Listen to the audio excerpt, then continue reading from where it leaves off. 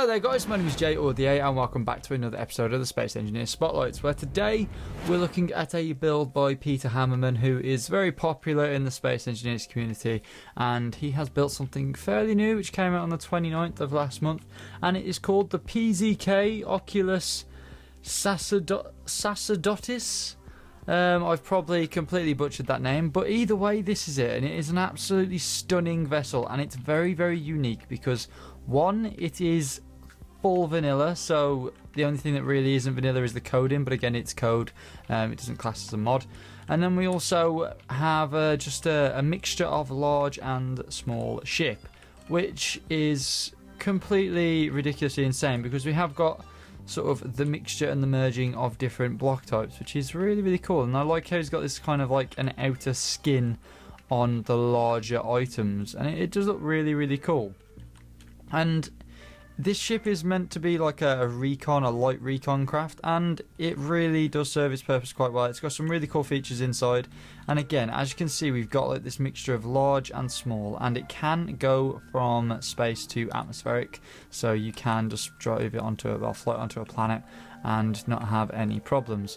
Now, I really do like this build a lot because it features something that you don't see that often nowadays, because a lot of people focus on military vessels and vessels that are designed with a cockpit that's very, very internal to the craft and very protected. However, this ship actually features a really cool sort of Cyclops sort of look. So essentially what you've got is this big window in the middle that actually houses the sort of innards of the ship, and the ship itself is very, very simple inside, but it does have a lot of oomph and a lot of other bits and bobs to it. And I really do like the layering effect on the ship, because what he's done is essentially like created these panels that butt out by another, like, you know, block in size, and it just looks really, really cool. And he's got like these armored panels that again just give it that much more detail and that much more emphasis, and it does look really, really cool. So this craft does feature quite a lot of weaponry. We do have some sort of turret mounted rocket launchers, as well as some miniguns, both sort of small and large mixture.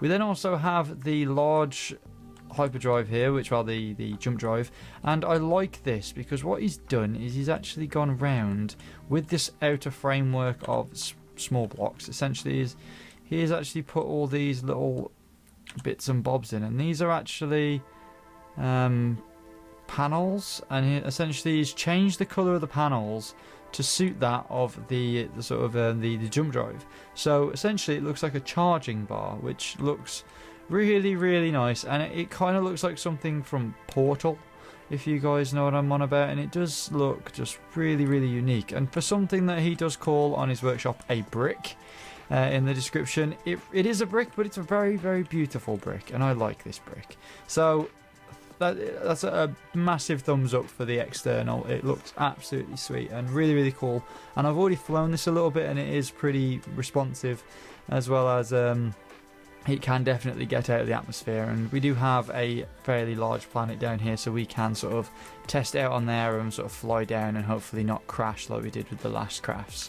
So yeah, so essentially on the outside of the ship, to get on to the inside, you have these doors. Now these doors actually do fold away quite nicely, and if I press the button, what will happen is after a couple of seconds the door will start to raise up.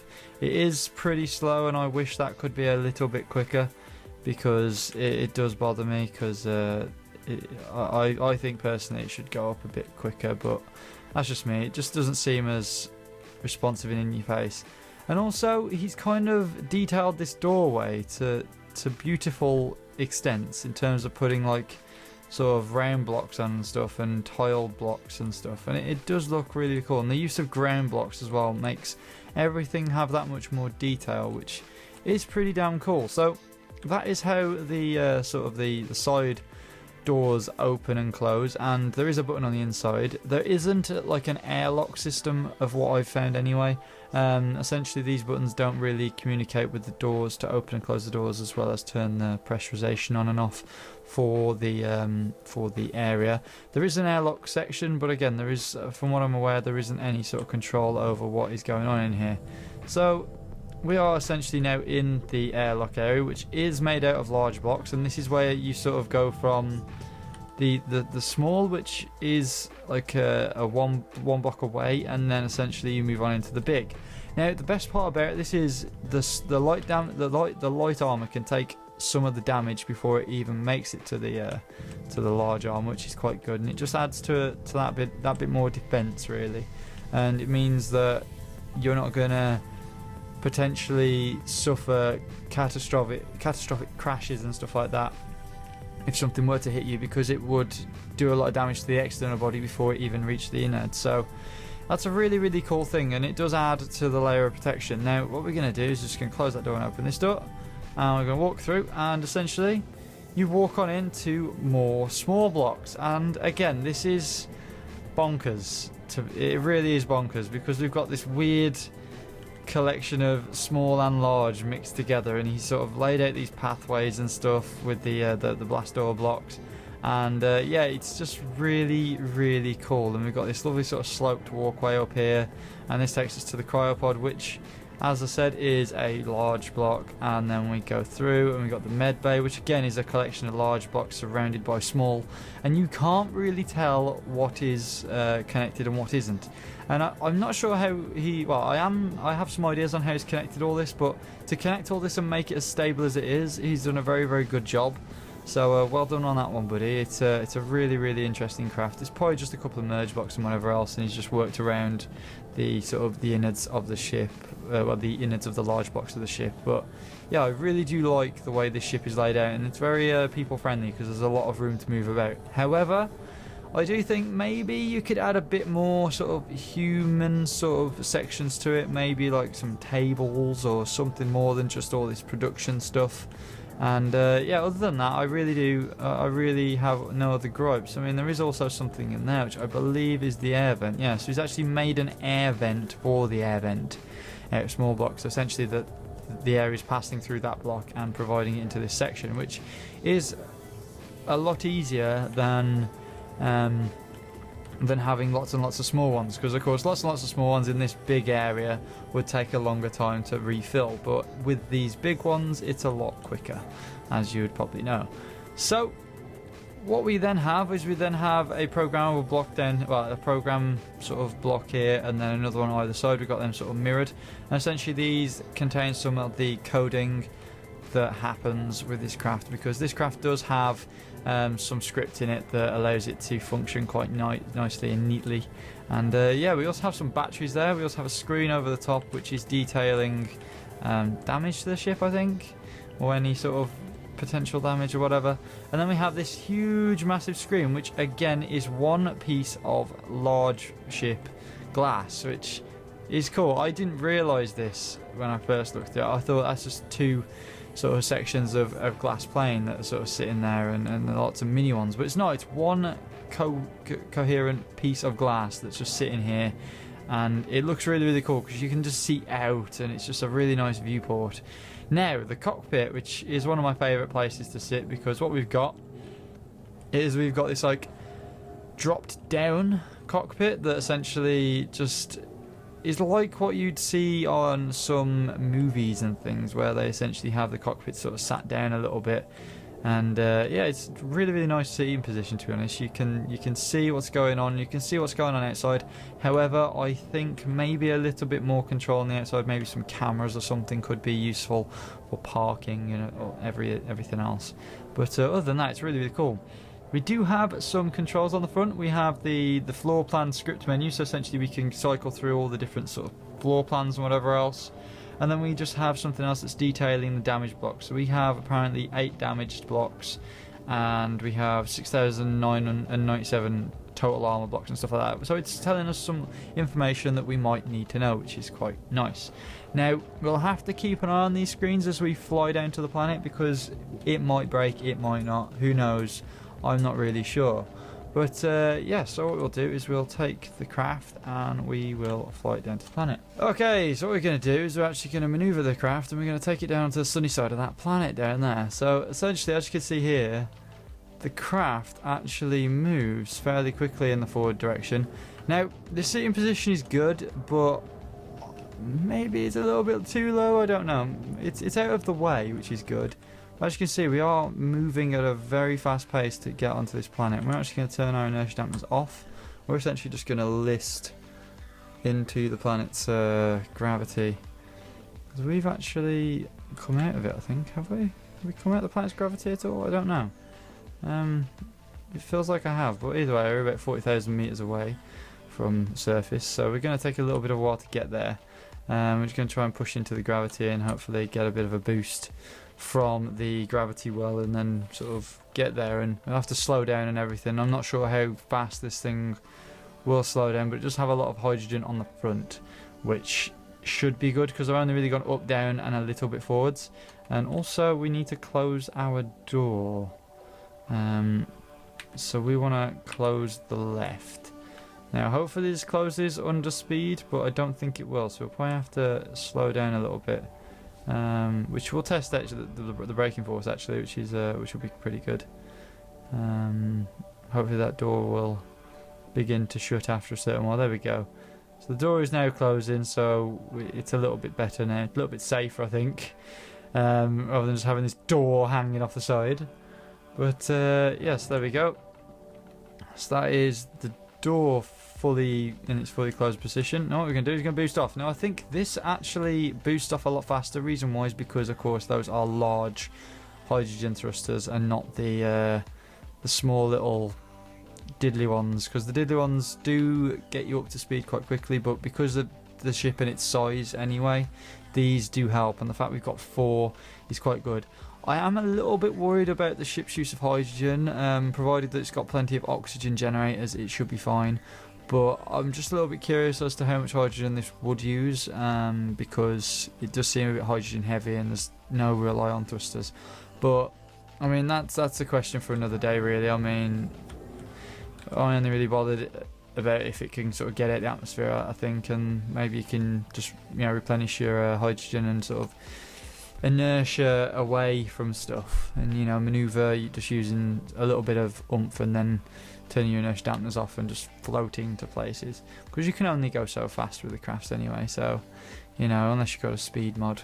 So yeah, so we are 30,000 meters away from landing. We are gonna make sure we come in quite smoothly onto this planet's surface, because with some of the other crafts I've looked at, I sort of harshly sort of went straight at the planet, and that had an impact on the ship and how it stopped and everything else, and I don't want to do that again, because I think it skews the result of how well it lands and whatever else, which is you know, something we've got to make sure I do right really. So we're going to bring it in like a proper ship would, and sort of bring it in on a nice steady angle, and as you can see we sort of drop in 1,000 meters every couple of seconds, which isn't too bad at all. We just got to sort of get there now. So yeah, what I'm just doing here is I am basically, I've turned my inertia dampers off even, and what we're doing is we're basically just drifting down. So we're going to let the planet pull us in a little bit now, and when sort of we reach maybe around 4,000, 3,000 meters, what we'll do is we will sort of turn them back on again,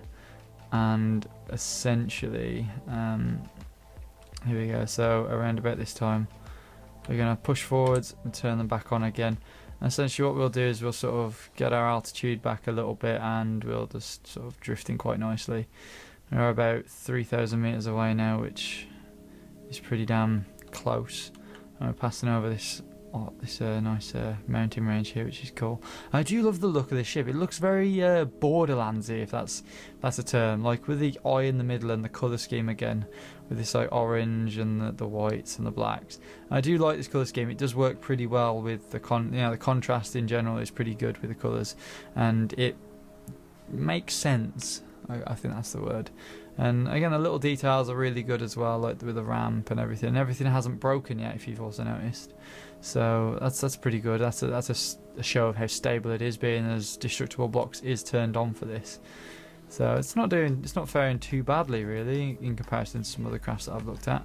So yeah, so we've gained a bit of altitude back. We are going to start sinking down a little bit more now, and we're just going to aim for that little pot of water over there and maybe push to around 2,000 meters, and then we can sort of drop off onto a nice controlled descent and then sort of get our landing gears touching the floor, which are the big ones, which means they'll do a little bit more damage and take a little bit more wear and tear.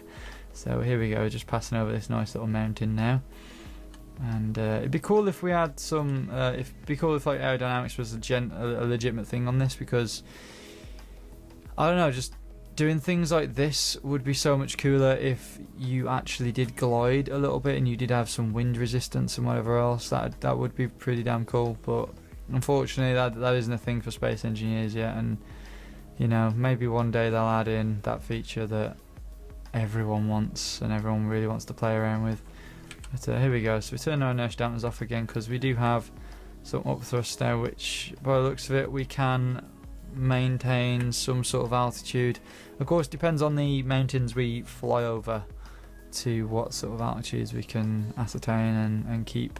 Of course, those hydrogen thrusters are keeping us from crashing at the moment, which again, this is what I'm talking about with the reliance on the hydrogen. I don't think ships like this should be so much reliant on hydrogen. Maybe they need to have a good balance of every thruster, especially if it's a scouting craft. But yeah, so here we go. So we're at 300 meters off the floor now, so we're sort of bringing her in for a nice easy controlled descent, and again hopefully we land without crashing or breaking anything, because that wouldn't be good at all. So actually, just, yeah, there we go. Oh, look at that. And we're just going to turn these off. And we're just going to start sinking down now. And just going to control the descent. It's going to start the slow down now, which should be quite nice, should be quite easy. We are still travelling at about 80 meters a second, which isn't really that disastrous, but I'm actually slowing down quicker now. There we go, let's turn this way so we slow down a bit better. I'm actually going to manipulate the ship a little bit so we can get a bit of the back thrust stopping us a little bit more, because the rear thrust will help with that. There we go. That's the rear thrust kicking in. Now we've got a push. There we go. So it doesn't slow down that well. As you can see, I've actually done like a full 360, but again, that was coming from like the full sort of, you know, 100 meters a second, which I don't expect that many ships to slow down quick enough, to be honest, unless you've overkilled with thrusters.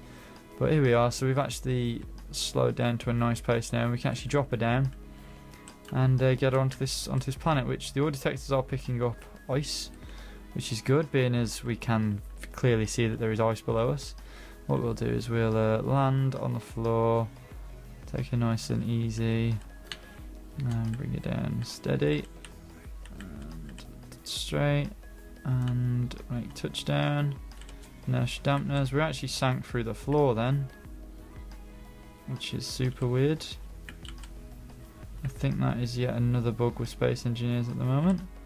Let us pick her back up again, and Pete, we'll lock her down, and then we'll hit 1 and 2 and bring out those ramps that we really want to walk out on, and hope that they are at the right level for us to safely disembark the craft.